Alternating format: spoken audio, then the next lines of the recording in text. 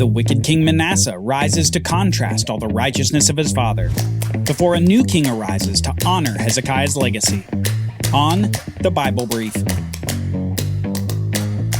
Have you left a 5-star review on your podcast player? Help us stand out to potential listeners and quickly post a review of the Bible Brief today. Thank you for helping others learn the life-changing story and message of the Bible.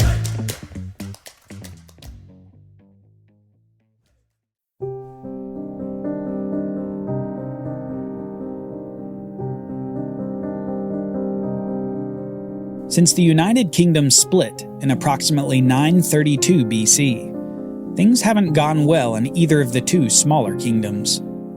Starting with Jeroboam, the kingdom of Israel in the north began a swift turn away from God.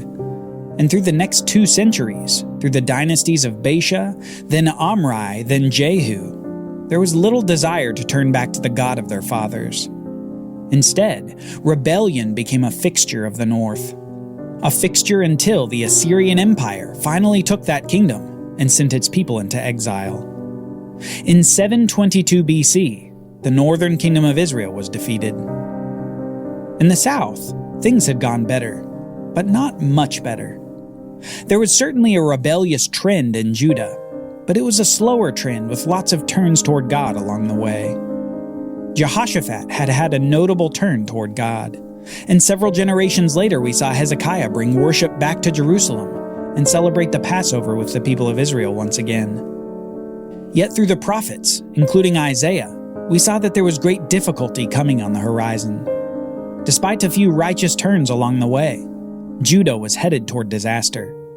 Not at the hand of Assyria, but at the hand of their rival to the south. Babylon would eventually come to defeat Judah. Jerusalem, God's city and the city of the Davidic kingship, would be decimated by an ancient enemy of God. But there was still time for Judah. Perhaps God might even have mercy on them. Perhaps he would give more life to the kingdom, just like he'd given more life to Hezekiah. Maybe with a continued righteous renaissance, he would relent from his judgment. But with the final death of Hezekiah, his 12-year-old son rises to the throne. An opportunity for continuing a God-honoring kingship that's quickly squandered. We read this in 2 Kings chapter 21.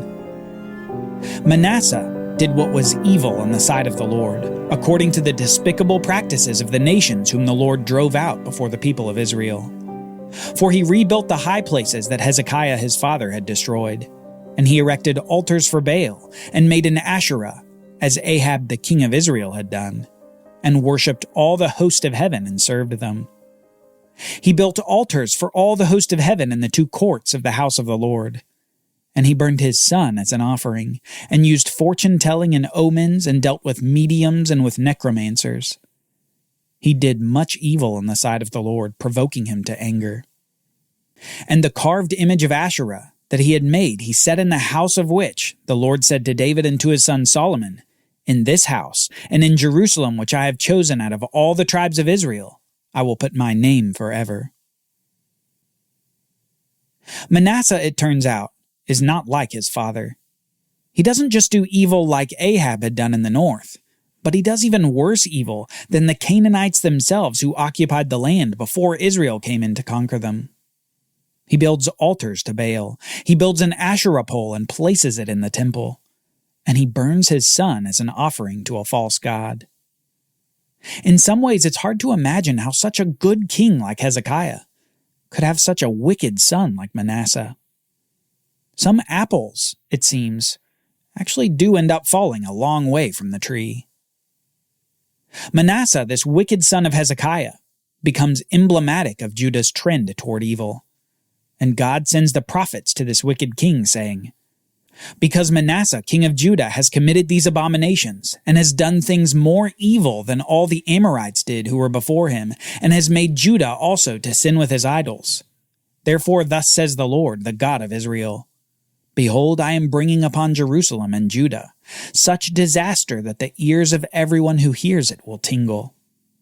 I will wipe Jerusalem as one wipes a dish, wiping it and turning it upside down. And I will forsake the remnant of my heritage, and give them into the hand of their enemies. and they shall become a prey and a spoil to all their enemies, because they have done what is evil in my sight, and have provoked me to anger since the day their fathers came out of Egypt, even to this day. Through these prophets, we hear more news of impending judgment for Jerusalem and for Judah. Notably, however, we see that this judgment isn't just for Manasseh's actions.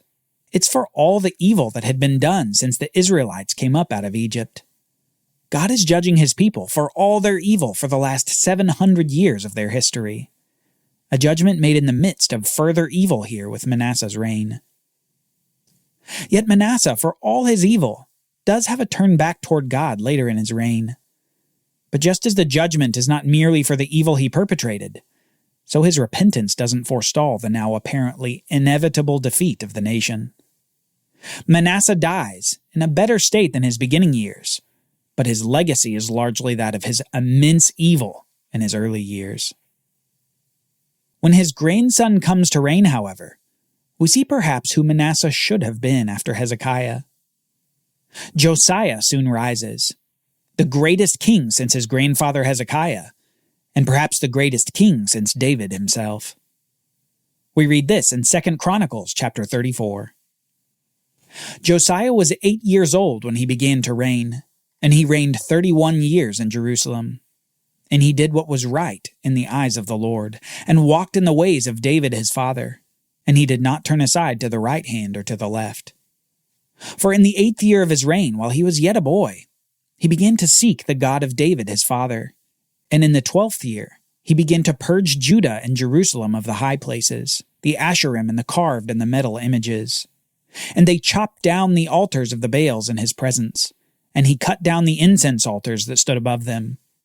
And he broke in pieces the Asherim and the carved and metal images, and he made dust of them, and scattered it over the graves of those who sacrificed to them.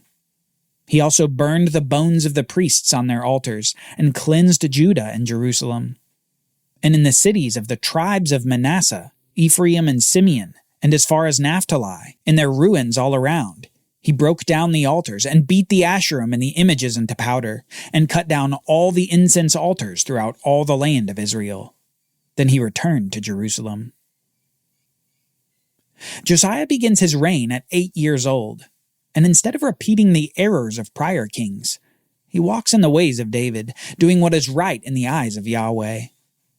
Soon he begins a great purge of the land, destroying high places, idols, Asherim, Baals, altars, and all the items of false worship that he can find.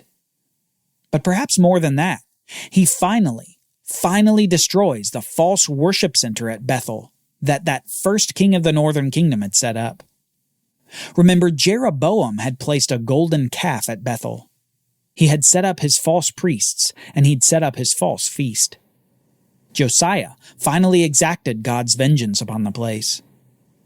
Now, if you remember, this was prophesied around 200 years before by a prophet of the Lord. He had said that a man named Josiah would arise to destroy the place and burn the priests on the altars of false worship. Josiah did just that, burning the bones of the priests upon the altar of falsity. Josiah's reforms weren't done, however, because something happens that makes his religious fervor even more contrite and more resolved. One day in the 18th year of Josiah's reign, a priest who's helping clean up and restore the temple complex finds, of all things, the book of the law, the writings of Moses describing the law that God had given the people of Israel, a discovery that sent the king into mourning. Apparently, worship of Yahweh had fallen so far out of favor with the prior 2 kings, especially with Manasseh, that most of the copies of the law were destroyed. It seems that someone had hidden one away in the temple, hoping that some future generation would rediscover true worship of the true God. Josiah turned out to be the king of such a generation. Josiah mourns for the fact that the nation has been so unfaithful and resolves to turn them back to the Lord. So we read this, starting in verse 29. Then the king sent and gathered all the elders of Judah and Jerusalem. And the king went up to the house of the Lord, with all the men of Judah and the inhabitants of Jerusalem, and the priests and the Levites, all the people, both small and great. And he read in their hearing all the words of the book of the covenant that had been found in the house of the Lord. And the king stood in his place and made a covenant before the Lord, to walk after the Lord, and to keep his commandments and his testimonies and his statutes with all his heart and all his soul, to perform the words of the covenant that were written in this book. Then he made all who were present in Jerusalem and in Benjamin to join it. Josiah is doing his best to restore what the nation had lost, and he doesn't stop at making a covenant to do all that the law required. He keeps the Passover, just like his grandfather Hezekiah before him had done. Even in this, however, Josiah goes the extra mile. For the sacrifices of the day, Josiah himself contributes over 30,000 animals from his flocks, and the people, the priests and the Levites, follow all the prescriptions in the law of Moses for the feast, and for its sister feast, the Feast of Unleavened Bread. Concerning this event, we read this: So all the service of the Lord was prepared that day, to keep the Passover and to offer burnt offerings on the altar of the Lord, according to the command of King Josiah. And the people of Israel who were present kept the Passover at that time, and the Feast of Unleavened Bread 7 days. No Passover like it had been kept in Israel since the days of Samuel the prophet. None of the kings of Israel had kept such a Passover as was kept by Josiah, and the priests and the Levites, and all Judah and Israel who were present, and the inhabitants of Jerusalem. In the 18th year of the reign of Josiah, this Passover was kept. Josiah even outdid David in keeping the Passover. You can imagine that this may have caused some people to begin whispering among themselves. Could this be the one to reign on David's throne forever? Could perhaps Josiah be the Messiah they'd been waiting for? Sure, there's a lot left to fulfill, but he's still a young man. Perhaps he's the one. Sadly for Josiah, and for the kingdom, this didn't end up being the case. Despite all his God-honoring endeavors, what he ends up doing is standing in the breach of a zeitgeist that he cannot stand against. God has announced judgment upon Jerusalem and Judah, and judgment is coming before the Messiah arises. Josiah dies at the young age of 39, getting involved in a regional war that will shift the global balance of power. Little Judah is caught in a movement of empires, and Josiah, trying to get involved, dies in the plain of Megiddo to Egyptian forces moving north. These forces of Egypt are moving north to a battle that will be the end of a great empire and the rise of a new one. Assyria is about to give way to a new power.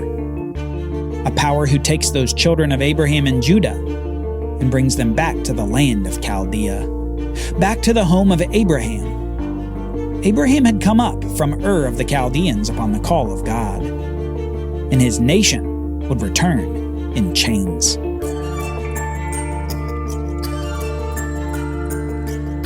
Join us next time as a prophet of God announces impending judgment, but also gives the nation the greatest taste yet of its future hope.